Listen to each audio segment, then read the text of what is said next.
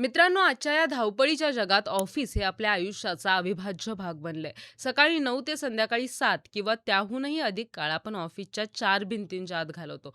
Targets, deadline, meetings आणि presentation या सगळ्यामध्ये आपण इतके गुंतून जातो, की कधी-कधी आपलं वैयक्तिक आयुष्य आणि व्यावसायिक आयुष्य यातील पुसटशी रेषा आपण ओलांडतो. याच ग्लॅमरस कॉर्पोरेट दुनियेच्या पडद्यामागे एक असं जग लपलं आहे, ज्याची चर्चा दबक्या आवाजात होते. ते म्हणजे ऑफिस अफेअर्स. आज आपण थेट वास्तवमध्ये या संवेदनशील विषयावर सविस्तर बोलणार आहोत. हे संबंध नक्की का सुरू होतात, त्यामागची मानसिक ओढ काय असते आणि एका चुकीच्या पावलामुळे हसतं-खेळतं कुटुंब कसं उद्ध्वस्त होतं, हे आज आपण सविस्तर समजावून घेऊया. त्यामुळे हा व्हिडिओ शेवटपर्यंत नक्की बघा. नमस्कार, मी ऋतुजा आणि तुम्ही पाहताय थेट वास्तव. मुळात या संबंधांची पाळंमुळं अव्हेलेबिलिटी किंवा उपलब्धतेमध्ये दडलेली आहेत. मानसशास्त्रीय दृष्टिकोनातून पाहिलं तर माणूस ज्या व्यक्तीसोबत दिवसातला सर्वाधिक वेळ घालवतो, त्या व्यक्तीबद्दल ओढ निर्माण होणं नैसर्गिक असलं तरी ती ओढ मर्यादित ठेवणं ही मानवी बुद्धिमत्ता आहे. आज आपण आपल्या आयुष्यातील 70% सक्रिय वेळ ऑफिसमध्ये घालवतो. घरच्या जोडीदारासोबत आपला संवाद फक्त घरगुती जबाबदाऱ्या, मुलांच्या शाळा आणि बिलं भरण्यापुरता मर्यादित राहतो. तर दुसरीकडे ऑफिसमधील सहकाऱ्यांसोबत आपण नवीन प्रोजेक्ट, यश आणि आव्हाने शेअर करतो. हाच सामायिक संघर्ष आणि एकत्र घालवलेला वेळ नकळत दोन व्यक्तींना जवळ आणतो आणि घरापेक्षा ऑफिसमधली व्यक्ती आपल्याला अधिकच जवळची वाटू लागते. घरातील वातावरणात असलेली रोजची कटकट, सासू-सासऱ्यांचे प्रश्न, आर्थिक ओढाताण आणि जोडीदाराशी असलेला नीरस संवाद यापासून दूर ऑफिसचं वातावरण खूप सॉर्टेड वाटायला लागतं. ऑफिसमध्ये कुणी तुम्हाला घरगुती हिशोब विचारत नाही किंवा रोजच्या तक्रारी सांगत नाही. तिथे तुमचं कौतुक केलं जातं, तुमच्या कामाचा आदर केला जातो. जेव्हा एखाद्या व्यक्तीला घरातून अपेक्षित असलेला मानसिक आधार किंवा कौतुक मिळत नाही, तेव्हा ती व्यक्ती ऑफिसमध्ये तो आधार शोधू लागते. जेव्हा ऑफिसमधली एखादी त्रयस्थ व्यक्ती तुमच्या कामाचं किंवा तुमच्या दिसण्याचं कौतुक करते, तेव्हा मनाचा बांध फुटतो. हा संवाद सुरुवातीला कामापुरता मर्यादित असतो, पण हळूहळू त्याचं रूपांतर भावनिक गुंतवणुकीत होतं आणि माणूस चुकीच्या मार्गावर चालू लागतो. आजच्या आधुनिक कॉर्पोरेट संस्कृतीने स्त्री आणि पुरुष यांच्यामधला संवाद रुंदावला आहे.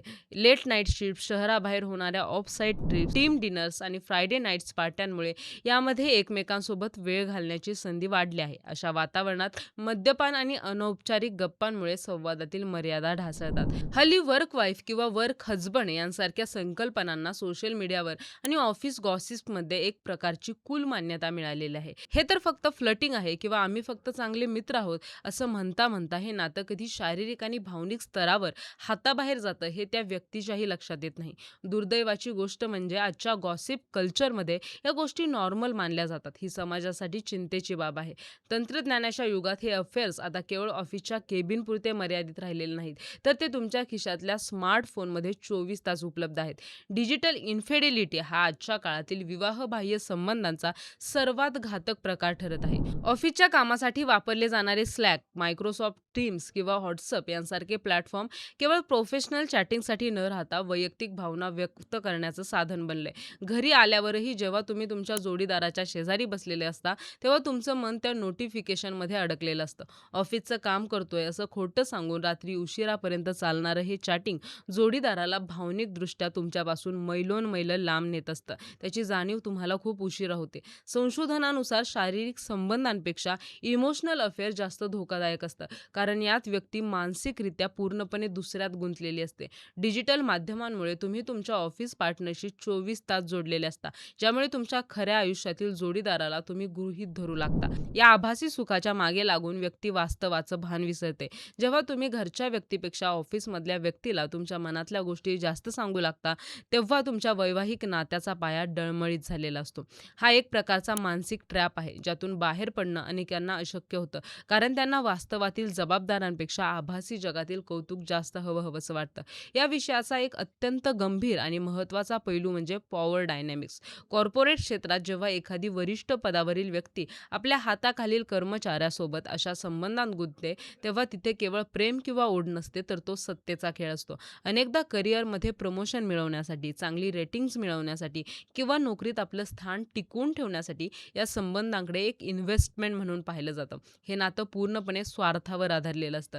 जेव्हा या नात्यात दुरावा येतो किंवा ऑफिसमधलं राजकारण बदलतं, तेव्हा त्याचे परिणाम केवळ मानसिक नसून व्यावसायिक देखील असतात. अशा संबंधांमुळे कामाच्या ठिकाणी तुमची प्रतिमा डागाळते आणि तुमच्या कर्तृत्वावर संशयाचं मळ मळप दाटतं. जेव्हा हे अफेअर उघड होतं तेव्हा होणारा आर्थिक परिणाम एखाद्या व्यक्तीला पूर्णपणे उद्ध्वस्त करू शकतो. विवाहबाह्य संबंधांमुळे होणारे घटस्फोट आणि त्यानंतर द्यावी लागणारी पोटगी, मुलांच्या संगोपनाचा खर्च आणि कायदेशीर लढाईत जाणारे पैसे यामुळे व्यक्ती आर्थिकदृष्ट्या 10 वर्ष मागे फेकली जाते. जर हे प्रकरण ऑफिसमध्ये गाजलं तर पॉशसारख्या कडक कायद्यांमध्ये तुमची नोकरीही जाऊ शकते, ज्यामुळे उत्पन्नाचा स्रोतही पूर्णपणे बंद होतो. करिअरच्या ज्या शिखरावर पोहोचण्यासाठी तुम्ही रक्ताचं पाणी केलं, ते एका क्षणिक मोहापायी शून्यावर येऊ शकतं. एका सर्वेक्षणातून असं समोर आलंय, की अशा आर्थिक फटक्यातून सावरण्यासाठी माणसाला आयुष्यभराची पुंजीही खर्च करावी लागते. या एका अनैतिक नात्याचा तुमच्या खऱ्या नात्यावर जो परिणाम होतो, तो शब्दात मांडणंही कठीण आहे. जेव्हा तुम्ही ऑफिसमधून घरी परतता, तेव्हा तुमचं मन घरी नसतं. जोडीदाराकडे बघण्याचा तुमचा दृष्टिकोन पूर्णपणे बदललेला असतो. तुम्हाला तुमच्या हक्काचा पार्टनर बोरिंग किंवा कटकटी वाटू लागतो, कारण तुमची तुलना सतत ऑफिसमधील त्या सजलेल्या व्यक्तीशी होत असते. घरात होणाऱ्या साध्या भांडणांचं रूपांतर मोठ्या वादात होतं, कारण तुमची मानसिक शांती तुम्ही बाहेर गमावलेली असते. फोन लपवणं, सतत पासवर्ड बदलणं, खोटं बोलणं यामुळे तुम्ही सतत एका अदृश्य भीतीच्या सावटाखाली वावरता. विश्वास हा आरशासारखा असतो, जो एकदा तडा गेला की तो पुन्हा कधीच पूर्ववत जोडला जाऊ शकत नाही. ऑफिस अफेअर हे केवळ नैतिकतेच्या दृष्टीने चुकीचं नाही, तर ते तुमच्या अस्तित्वासाठीही घातक आहे. कॉर्पोरेट जगात तुमची ओळख तुमच्या कामाने, तुमच्या कौशल्याने निर्माण झालेली असते. एकदा का तुमचं नाव अशा प्रकरणाशी जोडलं गेलं, की लोक तुमच्या कानामागे तुमची मजाक उडवू लागतात. तुमची प्रोफेशनल क्रेडिबिलिटी आणि आदर एका क्षणात मातीमोल होतो. ज्या व्यक्तीसाठी तुम्ही तुमचं घर पणाला लावलं, तीच व्यक्ती उद्या आपल्या स्वार्थासाठी किंवा स्वतःला वाचवण्यासाठी तुमच्या विरोधात साक्ष देऊ शकते. ऑफिसमधले वरिष्ठ अशा व्यक्तींना महत्त्वाची जबाबदारी देण्यास टाळतात, कारण ज्या व्यक्तीला आपल्या नात्यात निष्ठा राखता आली नाही, ती कंपनीशी निष्ठा काय राखणार असा प्रश्न निर्माण होतो. या सर्व प्रकरणातील सर्वात दुःखद बाजू म्हणजे तुमच्या निष्पाप मुलांची होणारी फरफट. आई किंवा वडिलांचं बाहेर कुणाशी तरी अफेअर आहे ही गोष्ट जेव्हा मुलांना कळते, तेव्हा त्यांच्या कोवळ्या मनावर झालेला घाव कधीही भरू शकत नाही. मुलांसाठी त्यांचे आई-वडील हेच त्यांचे रोल मॉडेल असतात. जेव्हा तो विश्वास तुटतो, तेव्हा त्यांच्या मनात नात्यांबद्दल, प्रेमाबद्दल आणि निष्ठेबद्दल तिरस्कार निर्माण होतो. त्यांच्या मानसिक वाढीवर याचा खोल परिणाम होतो. भविष्यात त्यांना स्वतःची नाती टिकवतानाही भीती वाटते. तुम्ही तुमच्या काही काळाच्या आनंदासाठी तुमच्या मुलांचं सुंदर बालपण आणि त्यांचा मानसिक आधार हिरावून घेताय का? हा प्रश्न प्रत्येकाने स्वतःला विचारायला हवा. जर तुम्हाला असं वाटत असेल, की तुम्ही नकळत या दलदलीच्या दिशेने जात आहात, तर वेळीच सावध होण्याची गरज आहे. ऑफिसमध्ये सहकार्यांशी वागताना एक प्रोफेशनल डिस्टन्स किंवा व्यावसायिक अंतर राखणं अत्यंत आवश्यक आहे. आपल्या घरच्या समस्या ऑफिसमध्येच चघळू नका. ऑफिसचं काम किंवा तिथलं टेन्शन घरात नेऊ नका. तुमच्या जोडीदाराला वेळ द्या. त्याच्याशी संवाद साधा. जे मानसिक सुख तुम्ही बाहेर शोधताय, ते आपल्या जोडीदारासोबत कसं निर्माण करता येईल यावर काम करा. शेवटी लक्षात ठेवा, तुमच्या कठीण काळात तुमची कंपनी किंवा तुमचा ऑफिस पार्टनर तुमच्या पाठीशी उभा राहणार नाही, तर तुमचं कुटुंबच तुमच्यासाठी धावून येईल. नाती टिकवणं हे एका तपस्येसारखं असतं. त्यासाठी संयम आणि निष्ठा गरजेची असते. याउलट नाती तोडणं किंवा विस्कळीत करणं खूप सोपं असतं.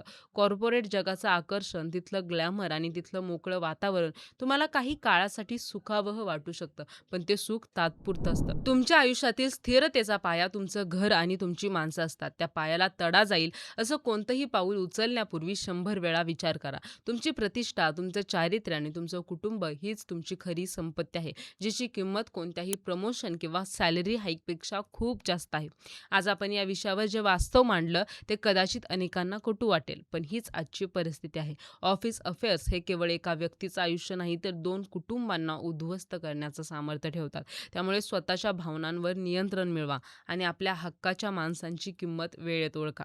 कॉर्पोरेट शिडी चढताना आपली नैतिकता आणि मूल्य खाली सोडू नका, कारण यशाच्या शिखरावर पोहोचल्यावर जर तुमच्यासोबत तुमचं कुटुंब नसेल, तर त्या यशाला काहीही अर्थ उरत नाही. मित्रांनो, आजचा व्हिडिओ तुम्हाला कसा वाटला हे कमेंट बॉक्समध्ये नक्की सांगा. जर तुम्हाला हा व्हिडिओ आवडला असेल तर व्हिडिओला लाईक करा, शेअर करा आणि सबस्क्राईब करायला विसरू नका.